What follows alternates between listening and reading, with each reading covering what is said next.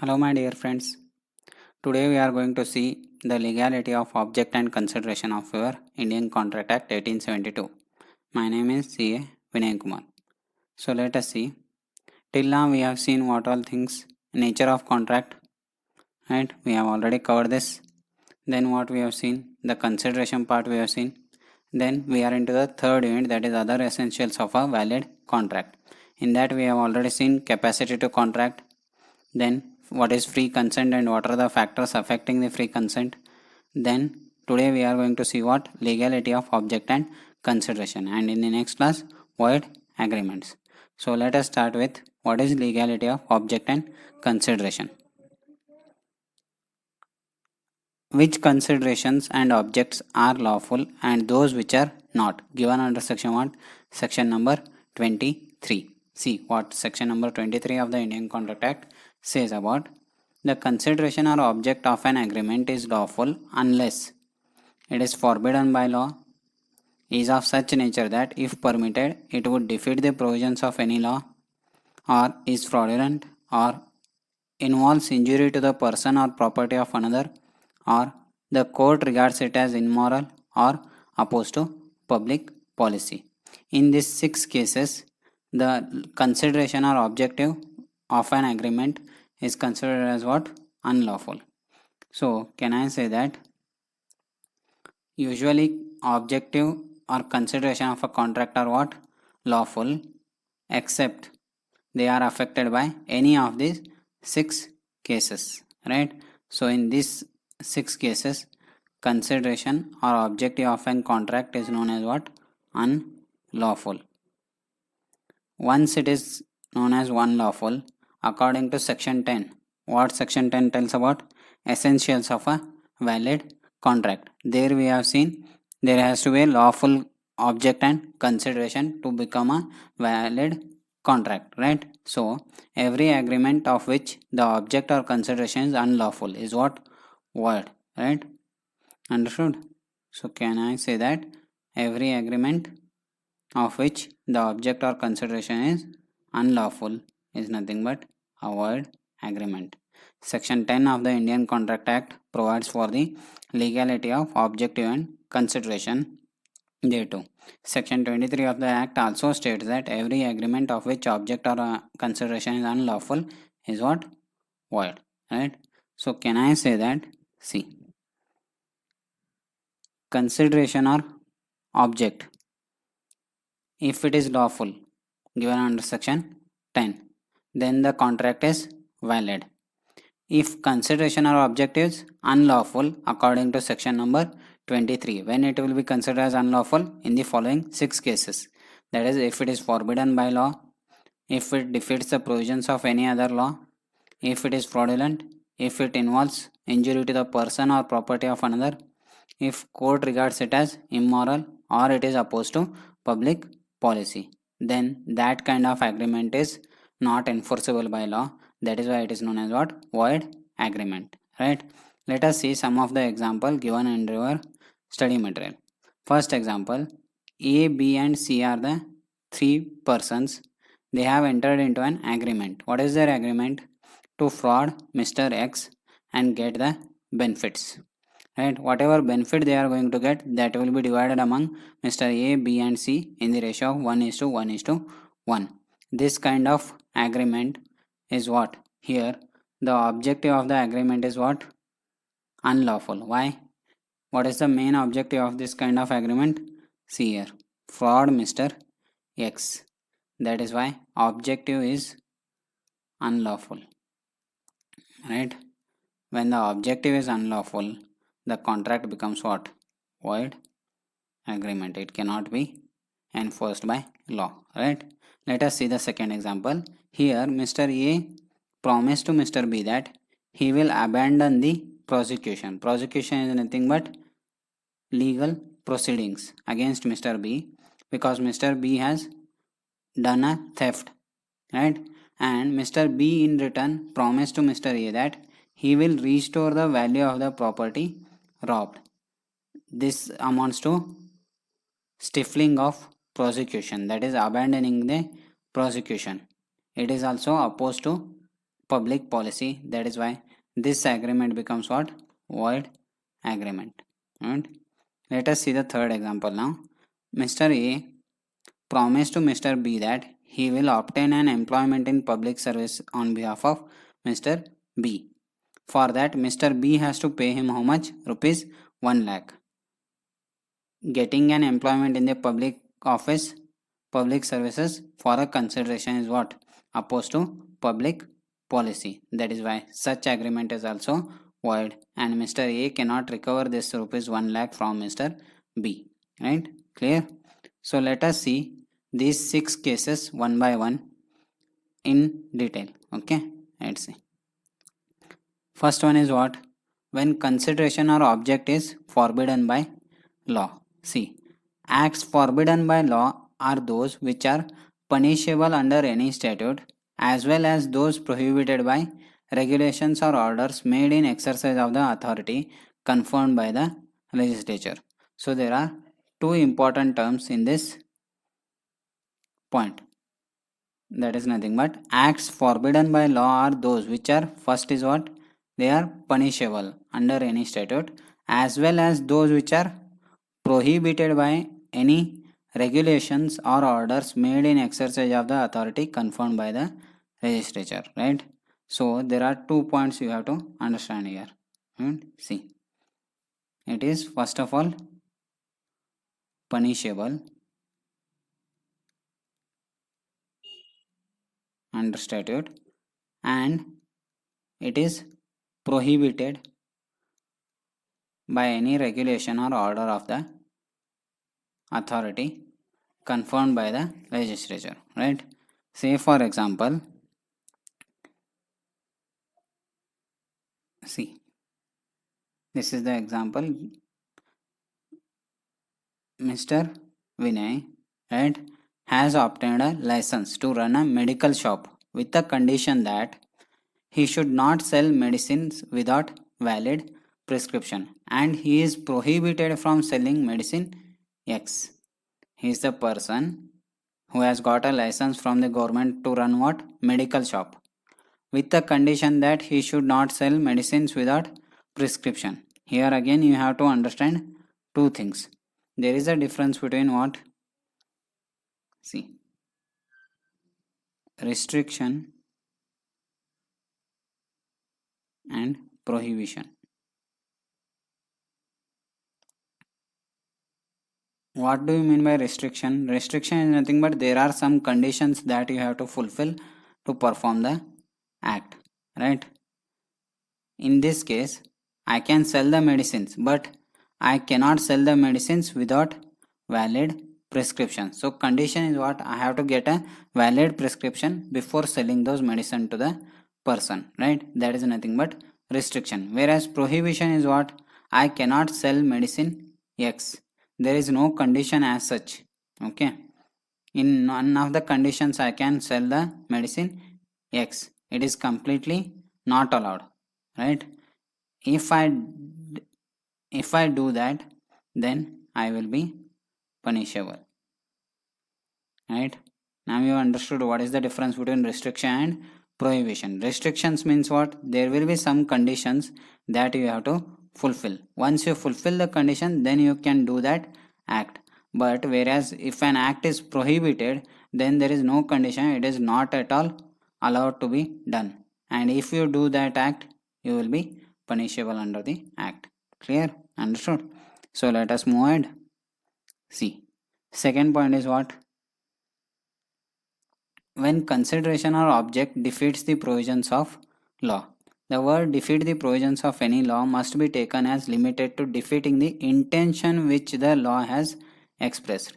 The court looks at the real intention of the parties to an agreement. If the intention of the parties is to defeat the provisions of law, the court will not enforce it. If you are entering into any kind of agreement where it is defeating the provisions of any law, let us take it any law of India or, right? So see an example here.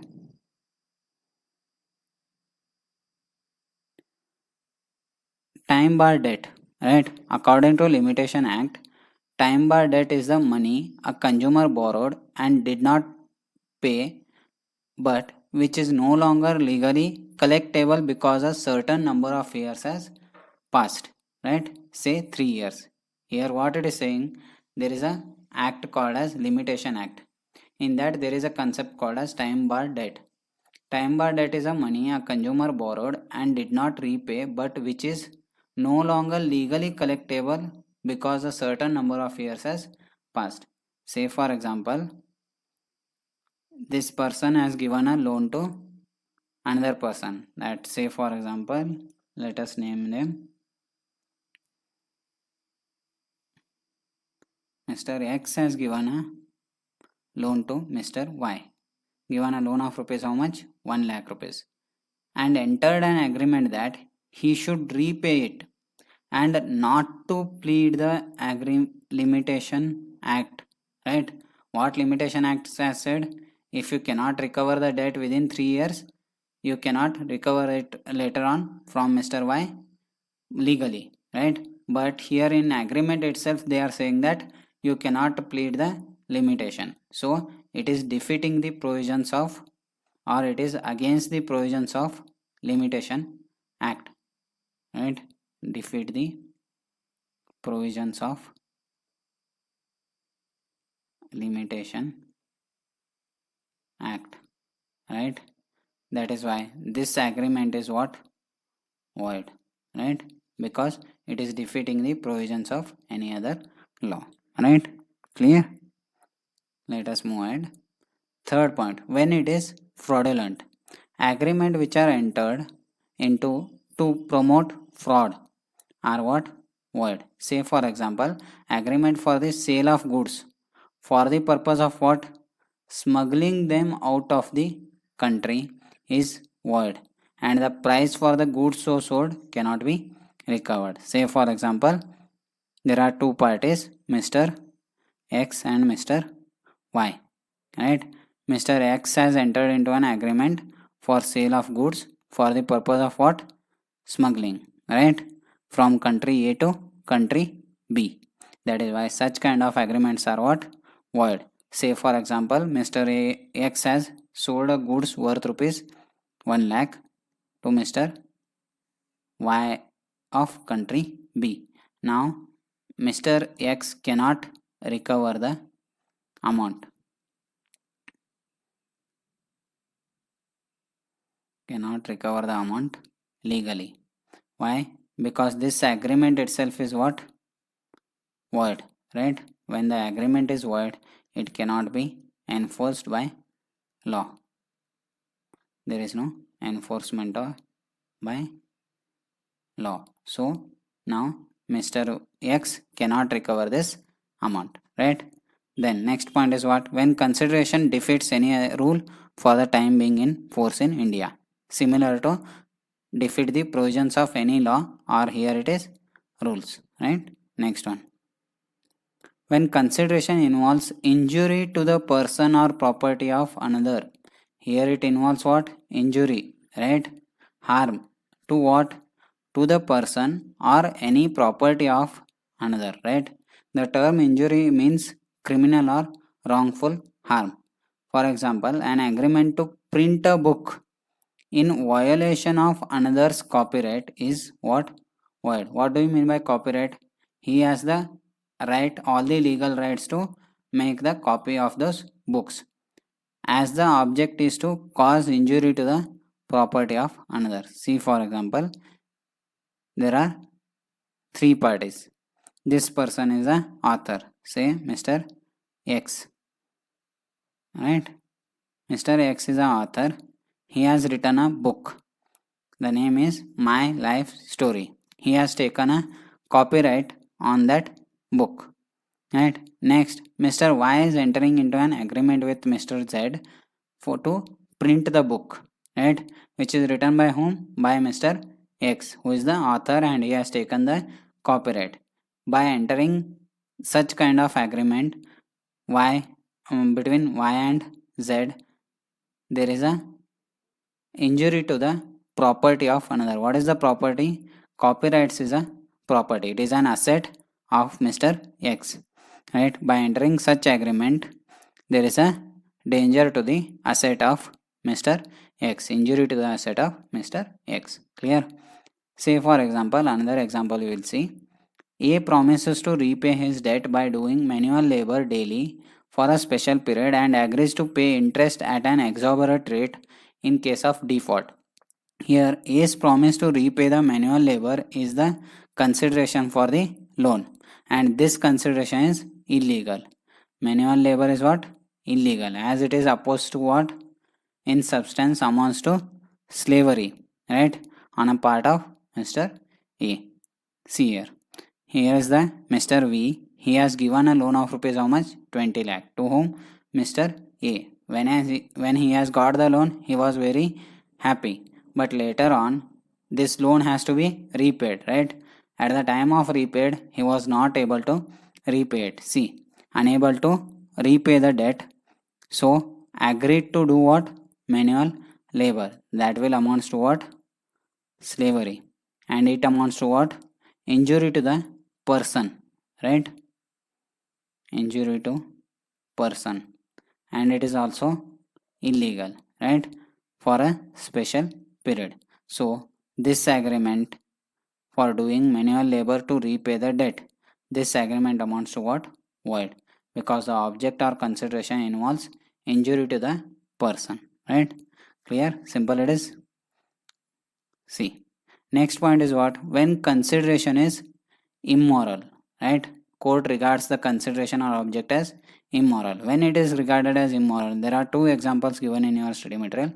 See, a landlord cannot recover the rent of a shop knowingly let to person who carries on a druggist business. Druggist business is nothing but medicine business without license, right? There, here the object being immoral, the agreement to pay rent is void. The landlord cannot recover the rent from the tenant. See, there is a shop, pharmacy shop, run by whom? By Mr. A, who is what? A chartered accountant. He is not a pharmaceutical, right? He has not done a pharmacy course. He has done a CA, right? And he is running what? Pharmacy shop. He does not hold any license to run the pharmacy shop, and it is known to Mr. B, and he has entered into a rent agreement with Mr. A. Now Mr. B cannot recover the rent because the shop given for a pharmacy purpose without having the license amounts to what? Immoral, right?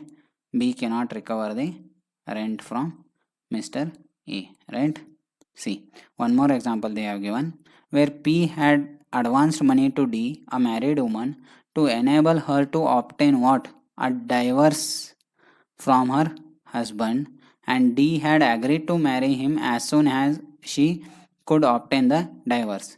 It was held that P was not entitled to recover the amount since the agreement had for its object the divorce of D from her husband, and the promise of marriage given under these circumstances was against what? Good morals. See the example. There is Mr. P and Mr. D.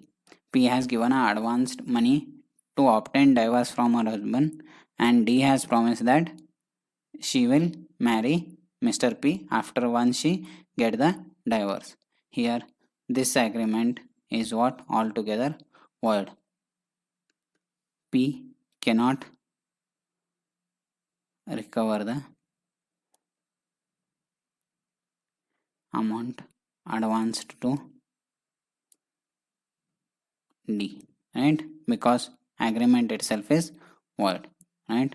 Last point, when consideration is opposed to public policy. In law, public policy covers certain specified topics, okay? Those topics only we are going to study in this chapter. Trading with an enemy, stifling of prosecution, champerty, maintenance, interference with the course of justice, marriage brokerage, sale of public offices, etc. Agreements tending to create interest against duty, agreements tending to create monopolies, agreements not to bid at an auction are also opposed to what? Public policy. These all agreements we will study one by one in the next session. Okay. Let us see what all we have seen till now. Unlawful object or consideration. In that we have seen first point. What is that? Consideration or object is forbidden by law. That is acts punishable under any statute and which are prohibited. There is a difference between prohibition and restriction. We have seen an example of medical shop. Medical shop, he can sell the medicine without, he cannot sell the medicine without prescription. It is a restriction, right? Whereas he cannot sell medicine X, it is what? Prohibition, right? That is why R is nothing but restriction, P is nothing but prohibition. Second one point we have seen what? Condition or object defeats the provisions of any law, right? Real intention of the parties has to be seen. Example, we have seen that agreement by debtor not to plead limitation act, right? 3 years period. Then third point was when it is fraudulent, right? To promote fraud. Example, we have seen that sale of goods for smuggling out of the country. Next we have seen when consideration defeats any rule for the time being in force in India. Similar to provisions of any law, here they are saying that rules, right? Next one, injury to the person or property of another. Here we have seen two examples. Print a book in violation of another's copyright. Second one, manual labor to repay a debt, right? It involves injury to the asset, it involves injury to the person. Then last one was immoral. When it is regarded as immoral, there we have seen two examples. Shop given on rent to sell medicine or liquor without license. Second example, P has given an advance to D to obtain what? Divorce from her husband and marry Mr. P, right? Last one was opposed to public policy, where we have seen some of the agreements which are we have to study in the next session. Thank you. अब हम आगे बढ़ते हैं and we will see what are the agreements which are opposed to public policy. Agreements opposed to public policy. First one is what? Trading with enemy. Any trade with person owing allegiance to a government at a war with India without the license of the government of India is what? Void, as the object is opposed to public policy. Here the agreement to trade offends against the public policy by tending to prejudice the interest of the state in times of war. Whenever there is a war declared between two countries, those two countries cannot enter into any kind of trade agreement, and the public of those two countries cannot enter into any kind of trading agreements with one another, right? That is nothing but trading with enemy. Second one is very important, listen carefully. Stifling prosecution.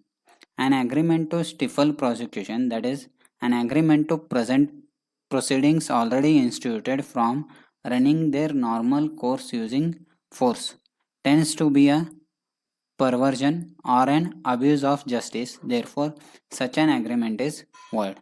See, here you have to understand two terms. Stifling is nothing but what? See here, stifling is nothing but, it is nothing but prevent or constrain. Prevent a person or constrain a person from doing what? Prosecution. Prosecution is nothing but legal proceedings.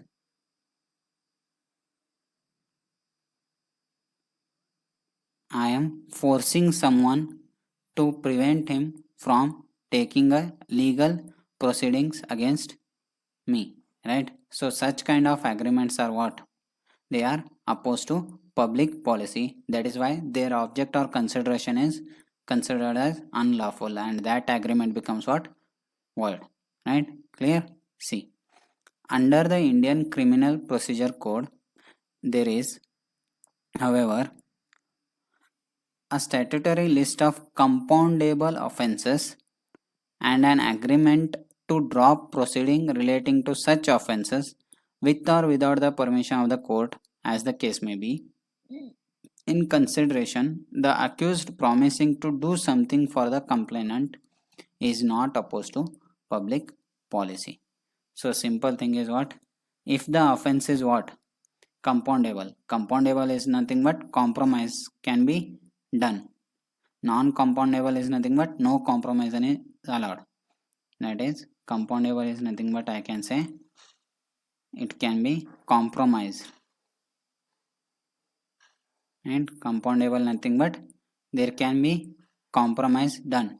Compoundable offences and an agreement to drop the proceeding relating to such offence with or without the permission of the court as the case may be, in consideration the accused promising to do something for what to the complainant is not opposed to public policy. So here in this stifling of prosecution, that is nothing but preventing one person from taking a legal proceeding against the person, such kind of agreements are what usually they are void if that offense involved is compoundable, that is compromise can be done where the person who has done the offense has agreed to compensate the another person. That person can take back the proceeding or he can drop the proceedings, and that will not be considered as opposed to public policy, and that will be considered as a valid contract. Clear? It is an exception to the stifling prosecution, right? Next one is maintenance and champerty. These are also one of the important concept. Listen carefully. Maintenance is an agreement in which person promises to maintain a suit in which he has no interest at all, right? Second one is champerty is an agreement in which person agrees to assist another in a litigation in exchange of a promise to hand over a portion of the proceeds of the action, right? There is two different concept. Here there is no interest, here he is getting a portion of the proceeds of the action. That is the only difference, right? Say for example there are three parties, Mr. X and Mr. Y. Mr. X has put a case on Mr. Y, but Mr. X is not having funds, right? That is why Mr. A has come into picture and he told that I will give you funds. You file a case against Mr. Y and fight your justice, right? Then Mr. X won the case and he got the compensation from Mr. Y. In return, Mr. A is not getting anything here, right? This is a contract of what? Maintenance, right? There was a rivalry between Mr. A and Mr. Y. That is why Mr. A helping Mr. X to file a case against Mr. Y, right? That is the only interest. In the second case, champerty is an agreement in which the person agrees to assist another in litigation in exchange of a promise to hand over a portion of proceeds of the litigation. See, Mr. A given funds to Mr. X. Mr. X filed a case against Mr. Y and got a compensation of say 50 lakhs. Out of this 50 lakhs, when Mr. A has given funds to Mr. X, he has told Mr. X that he has to hand over how much percentage? 20% of the compensation which he get from the case. So out of 50 lakhs, 20%, that amounts to 10 lakhs has to be given to Mr. E. That is why to get that 10 lakh, Mr. A is assisting Mr. X, right? That is nothing but champerty, right? In the first case, maintenance, Mr. A was not getting anything in return for the funds given to Mr. X to maintain the suit against Mr. Y. In second case, Mr. A is getting a portion of the proceeds of that action, right? The agreement for supply of funds by way of maintenance or champerty is valid unless, right? It is usually valid. One person providing funds to another person to file a case against the third person. This agreement that is providing funds for putting a case is valid. It will be considered as void or unlawful only in these two cases. It is unreasonable so as to be unjust. Unjust is nothing but unfair to other party, right? Here they have mentioned that Mr. A was having a rivalry between Y. That is why Mr. A is assisting Mr. X. Or second case, it is made by a malicious motive like that of a gambling in litigation or oppressing other party by encouraging unrighteous suits and not with a bona fide object. It is not fair objects and of assisting a claim believed to be just. Right? Clear? Only in these two cases, maintenance and champerty will be considered as what? Void. If these two cases are not there, then it is considered as what? Valid. Clear? This is one of the important concept. Remember it. Next is what? Traffic relating to public offices. It interferes with the appointment of a person best qualified for service of the public. Public offices are meant for what? Giving services to the public, right? It provides services to public. That is why best qualified persons has to be appointed here, right? If any person is taking any bribe and giving a job in the public offices, then such kind of agreements are void. There should be no money consideration for the appointment of an office in the public is interested. Example, agreement to pay money to a public servant in order to induce him to retire from his office so that another person may secure the appointment is what? Void. Right? Second one, agreement to procure a public recognition like Padma Vibhushan for reward is also void. We cannot give a payment or money to get a public recognition. Then agreements tendering to create monopolies. This is simple one, right? Say for example, Airtel and Jio are entering into an agreement to create a monopoly in the telecom industry. Such kind of agreements are what? Opposed to public policy. They start exploiting the public. That is why it is opposed to public policy, and such agreements tending to create monopolies amounts to what? Void. Right? Next one, marriage brokerage agreements. An agreement to negotiate marriage for reward. This term is very much important. Right? Here the broker is doing what? He is negotiating marriage for what? Reward, which is known as what? Marriage brokerage contract is void, as it is opposed to what? Public policy. Remember this note is very much important. What they are saying, marriage bureaus, Shadi.com and all, we are already knowing about this. Marriage bureau only provides what? Information and does not negotiate marriage for reward. Therefore, it is not covered under this point. So, marriage bureaus are what? Valid, whereas marriage brokerage contract are what? Void. Clear? So, remember that marriage bureaus